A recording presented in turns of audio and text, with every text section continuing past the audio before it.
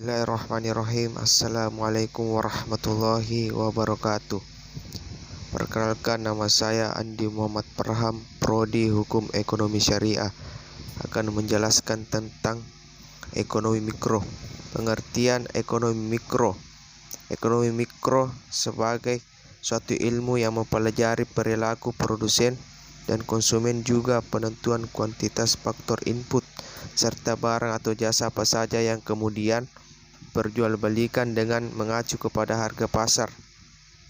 Beberapa aspek analisis dalam ekonomi mikro sendiri, diantaranya model-model pasar, industri, analisis manfaat, teori permintaan, analisis biaya dan penawaran, elastisis, teori produksi hingga teori harga. Selain itu, ekonomi mikro juga berperan dalam membuat kebijakan perusahaan mengenai pengelolaan sumber daya seperti pengelolaan harga. Ruang lingkup ekonomi mikro. Pertama, interaksi di pasar barang. Pasar merupakan tempat pertemuan antara permintaan dan penawaran. Pasar juga menjadi tempat di mana penjual dan pembeli dapat bertemu untuk dapat melakukan transaksi jual beli. Kedua, perilaku penjual dan konsumen. Keduanya memiliki sifat yang rasional, di mana penjual menginginkan keuntungan maksimal dan pembeli menginginkan kepuasan optimal dari segi kualitas dan harga produk. Dalam menganalisis perilaku antara penjual dan pembeli, ada 3 asumsi yang dapat diperhatikan, yaitu aktivitas ekonomi antara penjual dan pembeli terjadi secara terbuka dan rasional. Yang ketiga, interaksi di pasar faktor produksi. Dari sisi penjual memiliki produk yang memenuhi kebutuhan manusia, juga membutuhkan faktor produksi dengan cara membelinya. Sementara dari konsumen membutuhkan uang dalam pemenuhan kebutuhannya. Keempat, teori nilai guna. Mempelajari bagaimana suatu barang menghasilkan kegunaan atau kepuasan pada konsumen yang membeli atau mempergunakan barang produksi tersebut. Yang kelima, teori struktur pasar. Menjelaskan pengelolaan pasar berdasarkan pada jumlah perusahaan, karakteristik atau jenis produk, serta kemudahan perusahaan atau produsen untuk masuk dan keluar dari suatu pasar. Yang keenam, elastisitas harga. Mempelajari bagaimana harga-harga suatu barang maupun jasa terbentuk di pasar. Harga ini dipengaruhi oleh seberapa banyaknya jumlah permintaan. Yang ketujuh, industri. Mempelajari bagaimana arus perputaran barang dan jasa dapat terbentuk. Ia juga menganalisis barang produksi, produsen, konsumen, dan distribusi dalam hal kemungkinan rasional dalam pengambilan keputusan ekonomi. Kedelapan, pasar input. Mempelajari bagaimana produsen dapat memperoleh bahan-bahan produksi dengan biaya seminimal mungkin, namun menghasilkan barang atau jasa yang memiliki nilai jual tinggi.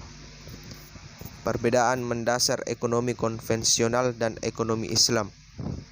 Ada perbedaan yang paling mendasar, salah satunya perbedaan prinsip. Jika ekonomi konvensional berprinsip pada konsep scarcity, sedangkan ekonomi Islam berprinsip pada goal-oriented disiplin. Konsep scarcity adalah konsep yang menekankan pada mempelajari perilaku manusia dalam menyikapi kelangkaan.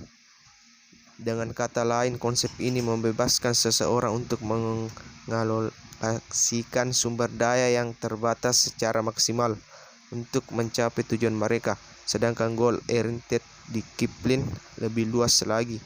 Di sana tidak hanya mempelajari cara mengalokasikan sumber daya secara maksimal, tetapi juga mempelajari tujuan di dunia dan di akhirat. Sistem ekonomi. Sistem ekonomi kapitalis adalah salah satu jenis sistem ekonomi yang sudah digunakan sejak dulu hingga sekarang. Pengertian dari sistem ekonomi kapitalis adalah sebuah sistem ekonomi yang memberikan kebebasan kepada masyarakatnya untuk mengatur ekonomi mereka masing-masing sesuai dengan mereka inginkan dan butuhkan. Ciri-ciri ekonomi kapitalis: mementingkan diri sendiri, hak milik perseorangan diakui, kebebasan penuh terhadap semua kegiatan ekonomi, bebas kompetisi, harga sebagai penentu. Sistem ekonomi sosialis adalah sistem ekonomi di mana alat produksi seperti uang dan bentuk lain dari modal atau kapital dimiliki oleh publik lewat pemerintah. Ciri-ciri ekonomi sosialis: pemerintah mengatur sumber daya produksi dan pihak individu ataupun swasta tidak mempunyai hak wewenang serta kebebasan dalam memiliki sumber daya yang ada. Adanya anggapan kesamaan status sosial antara golongan miskin dan kaya sama-sama berhak untuk mendapatkan keuntungan dalam berusaha. Dalam sistem ekonomi ini, pemerintah merupakan satu-satunya pihak yang berkuasa dalam merencanakan dan memutuskan suatu hal yang berkaitan dengan ekonomi. Tidak ada persaingan bebas sehingga membuat eksistensi pengusaha menjadi lebih sedikit didengar tersebut. Pemerintah merupakan pusat dalam pengembalian keputusan terhadap semua kegiatan ekonomi, mulai dari perdagangan luar negeri, konsumsi, distribusi, dan juga investasi. Terciptanya pemerataan kesejahteraan masyarakat secara menyeluruh. Jumlah produksi menjadi terbatas sebab semuanya berhubungan dengan kemampuan produksi dan juga kebutuhan pasar. Bagian C. Pengertian sistem ekonomi campuran, yaitu sebuah sistem yang mencampurkan karakteristik pasar, kebijakan serta ekonomi tradisional yang ada di tempat tersebut. Sistem ekonomi campuran mempunyai beberapa karakteristik terkait kebijakan ekonomi yang berada di bidang tertentu dan dinilai strategis.